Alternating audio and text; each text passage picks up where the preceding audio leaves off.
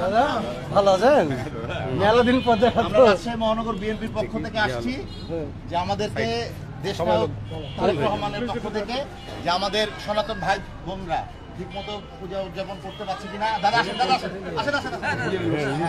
ঠিকমতো পূজা উদযাপন করতে পারছে কিনা, কোনো সমস্যা আছে কিনা।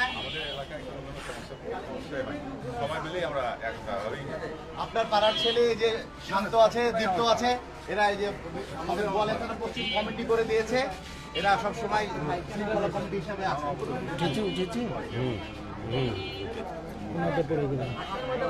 আমাদের শম্ভু আছে, মিলু ভাই একটু বলেন, একটু শুভেচ্ছা বলেন।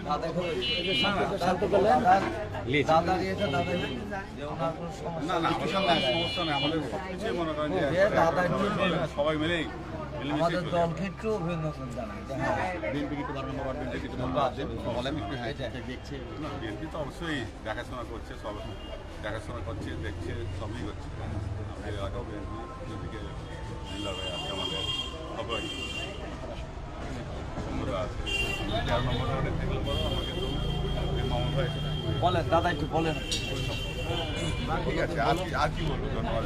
আর মানে পূজা আপনারা কিরকম উদযাপন করছেন, আর কি কোনো সমস্যা ফেস করছেন কিনা এসব হলো বিষয়ে, বা মানে নেতৃবৃন্দ হলো কোনো খোঁজ খবর নিচ্ছে কিনা, এগুলো সব কিছু মানে সার্বিক হলো বিষয় যদি হলো ছোট করে কিছু বলতেন। আমাদের এখানে সবাই সুন্দরভাবে পূজা উদযাপন করছি, আমরা সবাই দেখছে, সবাই মিলেই আমরা দেখাশোনাই করছে। সবাই সবসময় আমাদের পাশেই আছে। ঠিক আছে, ঠিক আছে দাদা, ঠিক আছে, ঠিক আছে। ধন্যবাদ। আমাদের জন্য দোয়া রাখবেন, ধানের শীষকে খেয়াল রাখবেন।